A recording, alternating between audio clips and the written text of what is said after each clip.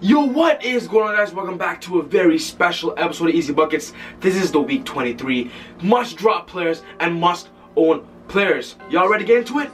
3, 2, 1, let's get it, let's go. Boom!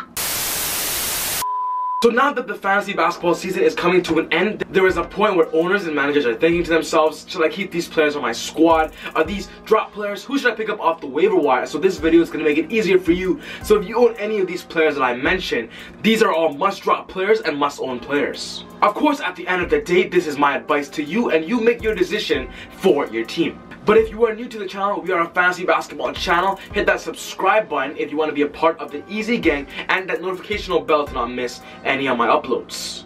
But without wasting any time, we're going straight to this list. So the first thing I'm going to talk about is the must-drop players. So basically players that aren't worth waiting for, and these players should not be on your rosters if you want to win, because they won't be helping you for the rest of the season.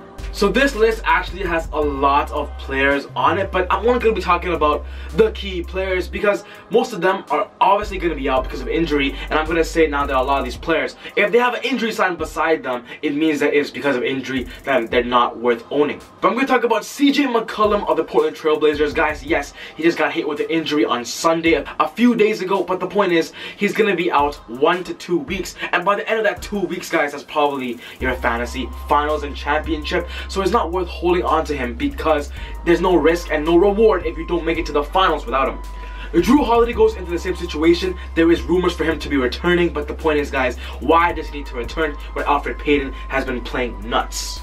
And Derrick Rose and Jeff Teague are on the same boat because they're both injured, and with the Minnesota Timberwolves falling down behind the playoff picture, there's no point in them playing. Tyus Jones is going to be a good player to own. So yeah, guys, just pause the video and look at this list. If you've owned any of these players, guys, these are probably people you don't want to have in your squads. Now, moving over to the must-own players, guys, I'm going to be telling you guys what is the most important must-own players. But of course, for this, there's also a bigger list. And of course, I'm going to be talking about the most important must-own players. The first most important must-own player is Elfrid Payton of the Pelicans, guys. And with Drew Holiday not going to be in the picture for a while, Payton has had 5 straight triple-doubles. But you know what, guys? If Elfrid Payton can do 5 straight triple-doubles, that shows some consistency where he'll put up those similar numbers throughout his next few games till the end of the season. Rodney Hood's going to be very important because CJ McCollum, if he's out, Rodney Hood is going to start at that shooting guard position and get a lot of runs, scoring the ball and shooting the 3. Jabari Parker is an important player of the Washington Wizards now because they have 4 games every single playoff week. He has the best schedule in the playoff fantasy picture, and since he's been getting the minutes of 28 plus a game, he's scoring almost 20 points a game with good, decent amount of boards and assists. Goran Dragic has returned from his long-term injury, has been playing well over the past few weeks, and you know what? Dragic seems to be that player that we drafted at the beginning of the season now. Kelly Oubre, one of the bright stars of the post-All-Star break breakout topic and conversation. Oubre is a must-own player, probably going to be a main factor of the Phoenix Suns in the future to come if he chooses to stay there.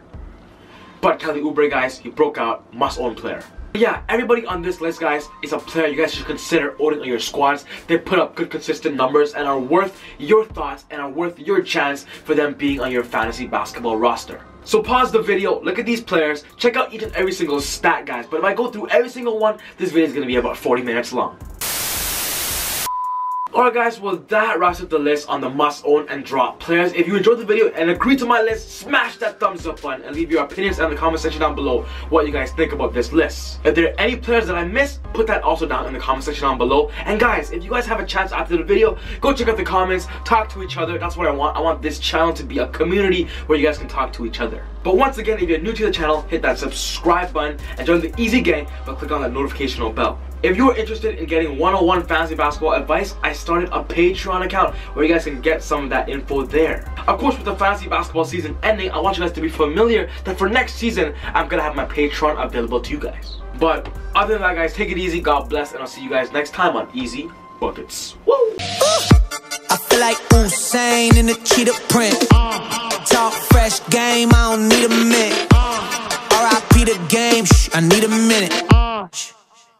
Okay, let's proceed with it. I'm in the house, got the deed with it. These bozos always sneak this and they taking shots. I'm a key with it like no, this league business.